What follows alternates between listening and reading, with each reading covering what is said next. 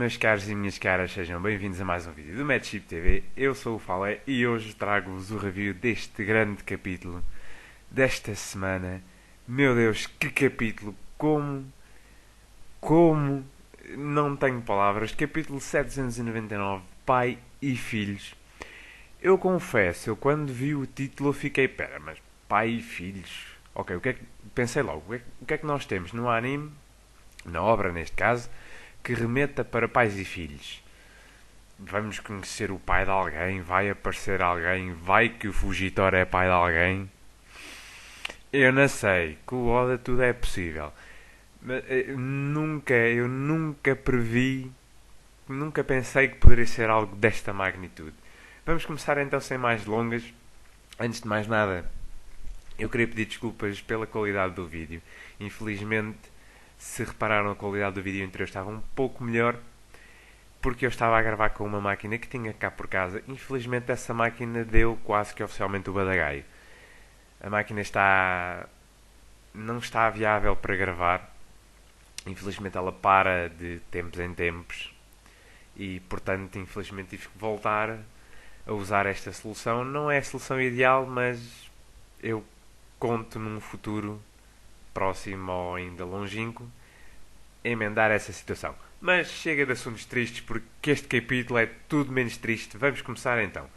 A capa, mais uma vez, continuamos enquanto não houver uma nova história de capas que depois deste capítulo eu acho que sei muito bem sobre o que é que poderá vir a ser, mas já lá vamos. É cá o Sabo a partir nozes com Dragon's Claw para dar as kills ali a tentar, mas também caneco, nozes mesmo grandes. É aquelas capas engraçadas, os pedidos que os fãs fazem. Pronto, os pedidos dos fãs japoneses cada vez mais e mais esquisitos. E o capítulo pega quase que exatamente de onde o capítulo anterior deixou. Na luta, na troca de golpes entre o Luffy e o Fujitora. E o Luffy está lá a avisar ao Fujitora os golpes sem, na minha opinião, sem necessidade, porque o Fujitora tendo o Haki da Observação, e como nós sabemos, o Haki da Observação permite prever golpes, mas eu ao início achei estranho quando vi, então, mas o Luffy está a ter pena dele assim. Não, é porque era exatamente isso que parecia e até o Fujitora comentou isso, mas não precisa estar a ter pena de mim e eu não quero que as pessoas tenham pena de mim. E o Luffy, não, mas eu estou-te a dizer só para saberes com o que é que eu te vou partir a boca. E pronto, está bem, é justo. E o Luffy remata ainda que não é que ele o odeia. E é verdade, o Luffy não tem, ao fim e ao cabo, razões para odiar o Fujitora. O Fujitora não lhe fez nada. O Fujitora não é o Akainu. Não é o Aokiji. Pronto, o Luffy também não está propriamente em bons termos com o Aokiji. O Kizaru é-lhe indiferente, mas isto agora só pegamos nos almirantes, claro. Mas o Fujitora não é um Akainu. Portanto, aliás, o Fujitora até foi bastante bom com o Luffy ao longo de toda esta saga. Só agora é que deu em Molquinho e decidiu partir com tudo, literalmente, com Dressrosa inteira para cima dele. Mas enfim. A troca de golpes continua, ao ponto de o Fujitora usar mais uma vez o seu golpe da gravidade horizontal, o Gravito Fierce Tiger, o mesmo golpe que ele usou contra o Sabo, interessante. E nessa altura já o Luffy vai voar com a força do golpe de Fujitora. A força foi tal que ele partiu. Eu não sei se o golpe chegou mesmo ao platô, se aquilo que o golpe partiu é os restos do platô real, ou se já foi uma reorganização do terreno à conta do Pika. Eu não percebi bem, mas que fez estrago fez. E o Luffy já vai voando e o Cavendish aproveita e diz para o Ariodin o apanhar porque senão eles nunca mais saem dali. O Ariodin assim o faz e o Luffy sempre a refilar. E eles então aproveitam e começam a fugir porque senão se fosse deixada a ordem do Luffy, o Luffy ficava ali ad eterno. E vemos então a Aliança a Aliança já a correr em direção a um navio principal, porque entretanto vemos toda a frota do Orlumbus, a frota Yonta Maria, 56 navios. Nós já tínhamos ouvido falar da frota, ele já tinha dito que era uma frota espetacular e não sei o quê, mas caneco! 56 navios! Eu não me lembro se na altura em que os aliados do Barba Branca apareceram na guerra, se eles disseram o número de navios que eram. Mas olha que eu não sei se o número não anda mais ou menos igual. Se é que aqueles eram todos os aliados de Barba Branca. Eu acredito que sim. Porque eu não estou a ver o Barba Branca ir para uma guerra daquela escala com aliados a menos. Mas pronto, isso agora não vem ao caso, por enquanto. E pronto, e o Fujitora continua lá com o seu discurso que, tendo derrotado o Joker, pintaste um alvo nas tuas costas e que agora não interessa se é Yonkou, se o que é, todo mundo vai estar atrás de ti. E é apenas correto eu próprio mandar-te para o inferno. E um detalhe interessante também é que aparentemente a cegueira do Fujitora foi causada por ele próprio. Eu achei esta frase que ele disse estranha. Porque pelos vistos ele cegou-se para evitar ver novamente coisas que nenhum homem devia ver. Agora, terão sido essas coisas que ele fez, coisas horríveis que ele fez antes de ser um almirante e que por força disso pesou-lhe a consciência e com um preço a pagar, como a morte não paga preço, ele decidiu incapacitar-se de certa forma, impedir de ver não só as coisas más, mas como também as coisas boas do mundo, como ele próprio refere mais à frente, ou se foi numa questão de vingança de alguém ter feito essas certas coisas horríveis, o Fujitora ter sido impotente nessa situação de não poder fazer nada, foi para cima dessa pessoa, foi derrotado e ainda por cima ficou cego depois dessa luta. É aqui um caso a esperar pelo flashback do Fujitora, que certamente haverá, então depois desta frase terá mesmo que haver um flashback dele. Só que entretanto, no exato momento em que ele está prestes a lançar os escombros em cima da aliança, os cidadãos de Dressrosa chegam. E chegam logo a dizer que vão apanhar o Lucy, que para ele devolver a Rebecca, não sei o quê, confiaram nele. Uma pessoa fica já... Ok, os cidadãos estão chateados com ele, mas ao ponto de irem onde está um almirante com o país deles inteiro no céu, prestes a mandar lá para cima, quer dizer, tudo gente doida.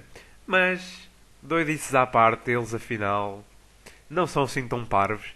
E durante os últimos 10 anos, 10, 12 anos, que foi desde que a Scarlett supostamente morreu, eles sabiam da verdade toda. Eles sabiam que a Scarlett tinha fugido para viver com o Kyrus, que a Rebecca era filha do Kyrus. Eles sabiam quem eram as fadas, eles sabiam quem eram os tontatas. E é lindo ver de facto a adoração que um povo tem pelo rei, no caso durante os 10 anos o antigo rei dele, agora retornado, em que eles lidaram com a mentira dele durante tanto tempo. Foi uma mentira ao fim e ao cabo para eles, porque ele achava que eles não iam lidar bem com a notícia da Scarlett e do Kyrus. E a dos Tontatas foi mais para proteger os Tontatas. Mas acabou por não ser preciso porque os Tontatas e os cidadãos arranjaram-lhe uma maneira de viver em harmonia, faço o clichê, sem se chatearem uns aos outros e arranjaram uma existência pacífica, por assim dizer.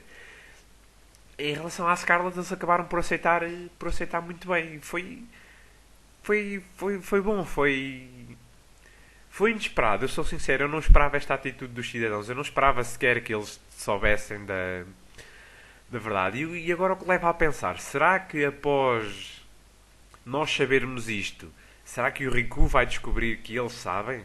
E isso permitirá que a Rebecca e o Kyrus voltem ao Palácio Real e que possam viver lá sem se esconderem já? Ou os cidadãos vão continuar a manter a mentira para que eles possam viver, para todos os efeitos, em paz? Paz essa que não tiveram nos últimos 10 anos. Ficará para ver numa história de capas ou num próximo capítulo. Não sei se o próximo capítulo focará nisso ou se a partir de agora tudo o que fica em Dressrosa está acabado. Já não voltamos a ver o Riku, a Viola, a Rebecca ou o Kyrus. Depois deste capítulo é estranho pensar o que é que poderá sair daqui. Mas pronto, Entretanto, o Fujitora começa a ouvir estas declarações dos cidadãos. Ele ao início pensa que eles de facto estão chateados, mas depois é engraçado, ele diz uma frase completamente o oposto do que disse há uns tempos atrás. Ele disse neste capítulo que não havia ódio nas palavras dos cidadãos, e de facto não havia mesmo ódio nas palavras deles. Há uns tempos atrás, quando o Dom Flamingo começou, quando o Dom Flamingo começou a controlar os cidadãos com o Parasite, ele dizia que a voz destas pessoas está cheia de ódio, tristeza, e desta vez não havia nada disso. Não havia tristeza, não havia ódio, não havia nada. Eram apenas cidadãos a tentar proteger a pessoa que salvou o reino deles, mesmo tendo feito todo aquele filme e nós termos caído nem uns patinhos nesse filme. Foi de facto muito interessante. O Oda conseguiu mais uma vez. Eu digo sempre isto, mas é sempre importante frisar. O Oda consegue fazer-nos ficar de boca aberta nas cenas mais inesperadas. É mesmo. E pronto, a Aliança, o Fujitora decide então não atacar a Aliança e a Aliança safa-se dessa ameaça. Até o Bastille fica surpreso e pergunta ao Fujitora o que é que ele vai fazer, porque ele tem literalmente Dressrosa no topo da cabeça dele. E o Fujitora lá fica, pronto, de facto isto, uma pessoa vai aqui juntar estas armas todas e depois, olha, afinal não usa nada. É das duas uma, ele ou junta tudo ali num molhinho ou vai tudo para o mar. Pronto, eu duvido que ele volte a pôr aquilo no chão, não faz sentido nenhum, daquilo já não se faz nada. Mas pronto, acho que, olha, é daquelas coisas que eu às vezes penso demasiado no que é que pode acontecer e depois é daqueles mistérios que fica até ao fim.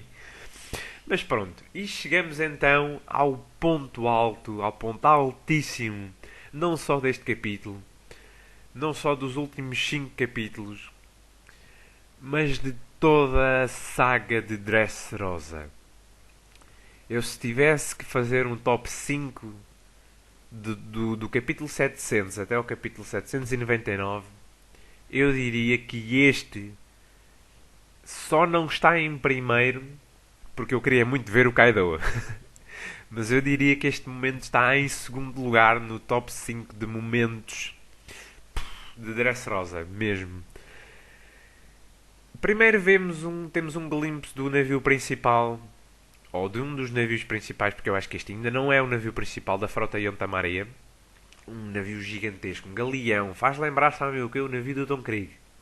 Que também era assim, grande, opulento. Mas parece-me que não é, pelo menos não é o navio do Orlumbus. Aquele discurso está ali um pouco confuso porque não se sabe quem é que diz o quê. O anime nesse aspecto vai dar um bocadinho mais de luz no quem é que diz o quê. Porque não se sabe se é o Cavendish que diz que aquele navio comparado ao dele não é nada. Pronto. Crê-se que seja o Orlumbus pela situação de se estar a falar da frota Yonta Maria. Mas ainda não se percebeu muito bem. Eu, pelo menos, não consegui ter uma ideia clara sobre o que é que poderia ser. E aí os guerreiros começam, de certa forma, a apresentar certas alianças, certas situações estranhas. Começa a Aryudin a dizer que eu tenho mais 4 amigos mercenários também gigantes e juntos nós vamos juntar as tribos gigantes e vamos voltar a constituir a tripulação pirata que um dia abalou o mundo. A tripulação gigante. E vocês lembram-se do flashback do Dory e do Broggy, que essa tripulação chegou a Little Garden e foi lá que os seus capitães ficaram. Vai ser muito interessante. É que já começou, o Oda só neste capítulo já começou a pavimentar tanta coisa para sagas futuras. A saga de Elbaf está praticamente, o plot principal da saga de Elbaf está praticamente pavimentado. Vai ser o Luffy chegar a Elbaf e ou já vai estar a tripulação feita, ou ajudando o Aryudin, esses 4 amigos dele mercenários, talvez o Dory e o Broggy, e os outros 2 que estavam em Enies Lobby, se eles entretanto já tiverem chegado, se eles entretanto já tiverem ido para Elbaf, quem sabe até não serão esses os 4 amigos mercenários, o Dory e o Broggy e esses 2 de Enies Lobby, quem sabe, ou então vão ajudar estes 5 membros da tripulação gigante a juntar as tribos de Elbaf. Vai que há alguém a querer destruir Elbaf ou qualquer coisa assim, e que o Luffy chega lá e ajuda os gigantes, e isso ainda cimenta mais a aliança entre os gigantes e o Luffy. Eu nunca imaginei que o Luffy conseguisse fazer aliados com uma tripulação de gigantes. De gigantes.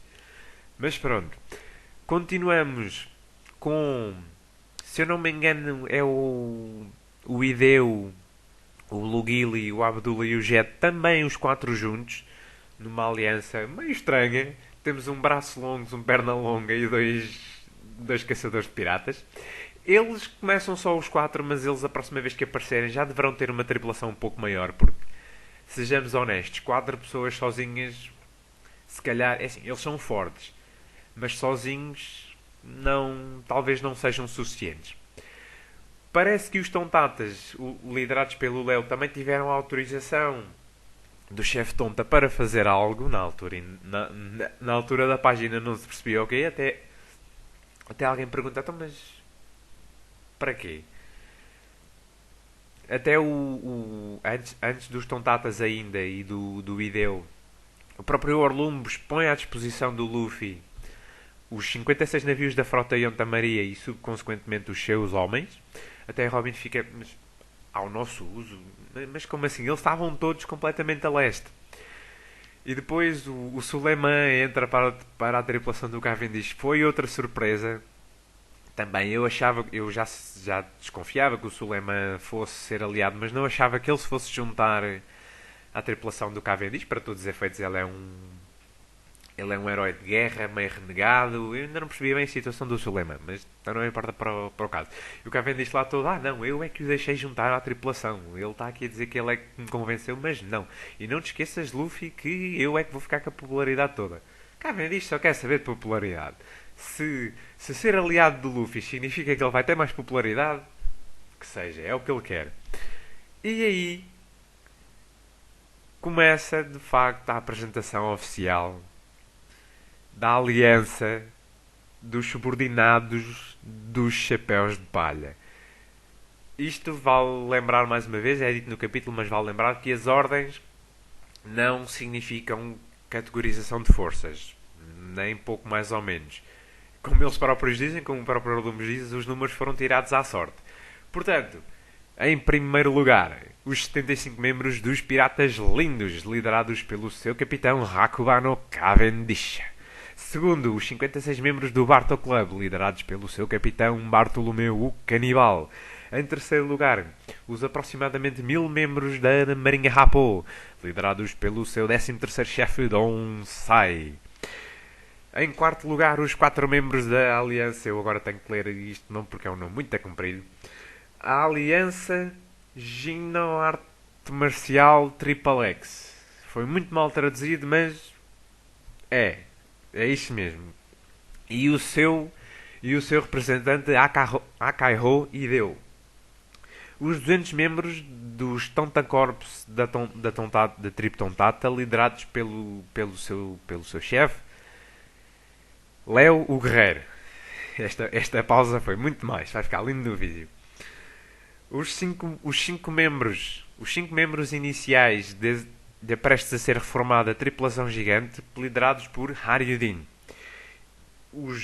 E por fim, mas não menos importante, os 4.300 membros e 56 navios da frota Yonta Maria, liderada pelo seu almirante Orlumbus, o pioneiro aventureiro. E assim, meus caros e minhas caras, com a perspectiva de uma troca de copos de sake, é formada uma aliança de 5.600 pessoas.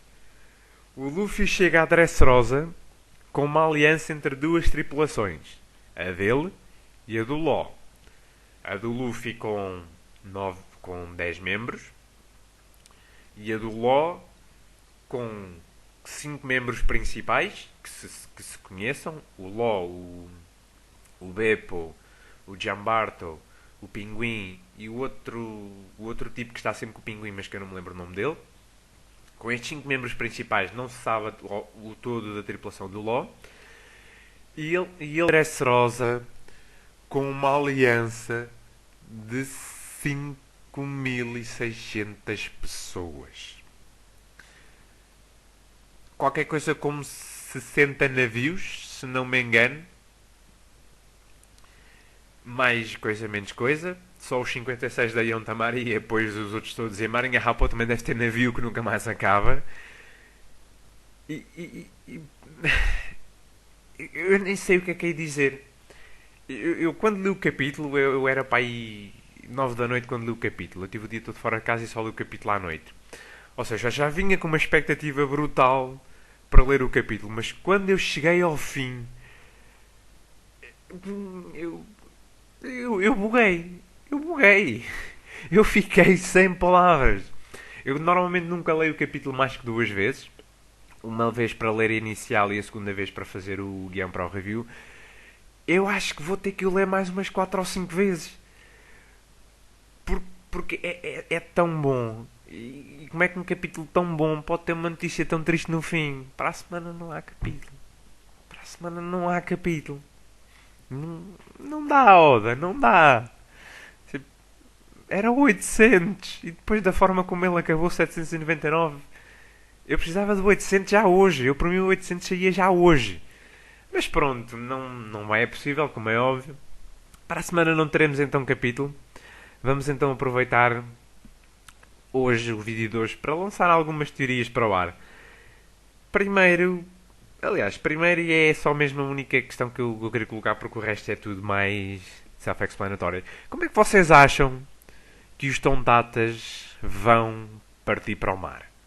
Porque, é assim, eles não têm obrigatoriamente que partir para o mar, mas se for para serem aliados do Luffy, terão que estar um pouco mais à disposição, têm que estar um pouco mais à mão de semear caso seja para ajudar numa situação de enrascada. E o eles ficarem em Dressrosa se calhar pode dificultar um pouco, não que se eles andarem pelo mar será mais fácil de chegarem até ele, porque pronto, o Luffy pode estar no outro lado do novo mundo e os Tontatas estarem no outro lado completamente oposto. Por isso não invalida. Mas pela questão deles terem tido a autorização do chefe Tonta e já terem ali uma força completamente formada, leva-me a querer que eles saiam de Dressrosa, pelo menos por agora. Não sei, acho estranho. Será que eles têm força suficiente? Quer dizer, força suficiente têm, de certeza. Mas será que eles têm mestria suficiente para comandar um navio sozinhos? Imaginem, tipo, 2 ou 3 Tontatas a manusear o leme, outros tantos a cuidar das velas. Sim, porque isto, com a rapidez deles, com a força deles, manusear um navio parece ser canja. Caneco. Se até o Ló consegue cozer 2 navios juntos, 2 mais. Mas 2 navios entre si juntos, eu já não duvido da mestria deles para comandar um navio sozinhos. E pronto, meus caros e minhas caras, eu não tenho palavras para descrever este capítulo. Eu acho que qualquer palavra, qualquer elogio que se possa fazer, quer ao capítulo, quer à obra, quer ao autor, é nada comparado com a magnanimidade. Sim, se não for uma palavra, passa a ser. Do autor. Ele consegue quebrar as nossas expectativas vezes e vezes e vezes e vezes sem conta. E eu digo isto vezes e vezes e vezes sem conta. Mas é verdade. E mais uma coisa.